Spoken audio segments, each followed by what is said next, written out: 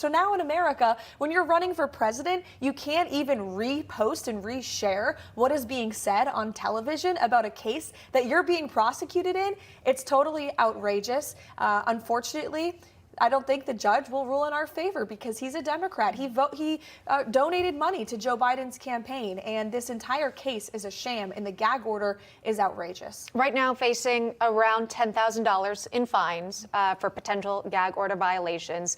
The idea had been floated around. Perhaps you could face some sort of jailed punishment here. Again, it doesn't seem to indicate that that would get to that level.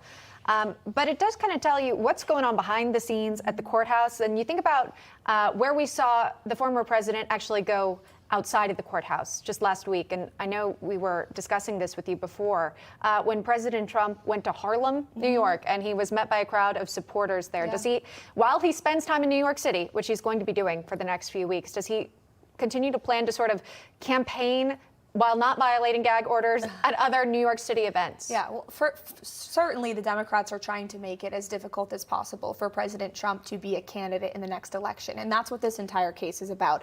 Confining him to the courtroom, stripping him of his First Amendment right, keeping him off of the campaign trail where he can bring his winning message that is resonating with Americans of all backgrounds. And you saw that in Harlem last week. There were people outside of that courtroom chanting, "Lying Bragg," because they know that Alvin Bragg is a liar. He is corrupt, and he's wasting their tax dollars going after the former president of the United States when he should be going after real violent criminals in Harlem and in New York City at large. So President Trump will continue to get out there as much as possible on the campaign trail here in New York and across this great country as well, hosting rallies and events. That's what he loves to do. He loves the people of this country. It energizes all of us to see him out there. It energizes him. The morale on our team is still high despite these unprecedented witch hunts. And it's because President Trump remains defiant in the face of all of them. Can we go back to the jail time, the possibility of that? A violation of the gag order would essentially end in fines. But this has been talked about to where the Secret Service is even prepared should he have to see any jail time.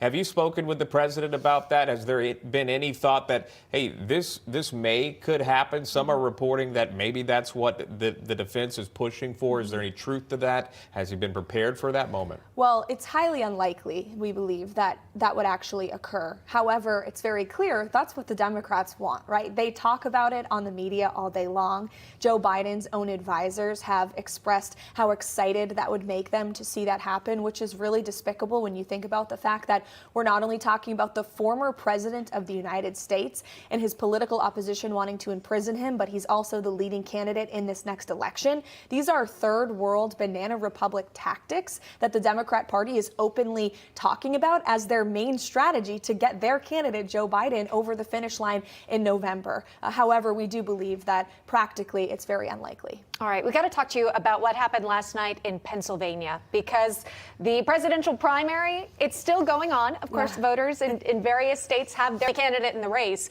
But I did want to point out the 156,000 voters in PA who chose Nikki Haley as their pick to represent them. And obviously, you know, she's withdrawn from the race here, so she, in all likelihood, will not be the nominee. Donald Trump has the votes for it, just hasn't been tallied up officially at the convention.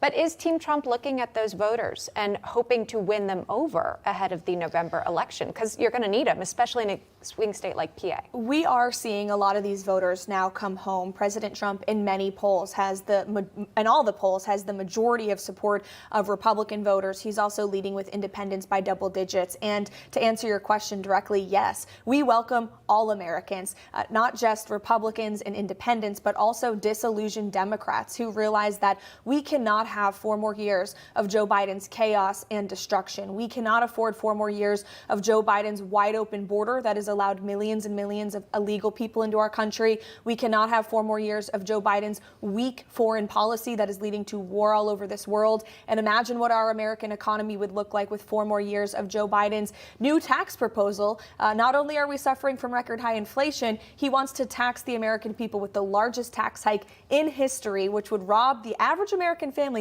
of $40,000 per year. We cannot afford 4 more years of Joe Biden. It's a binary choice on November the 5th. And on Election Day, those voters will come home, and we'll make sure that they do.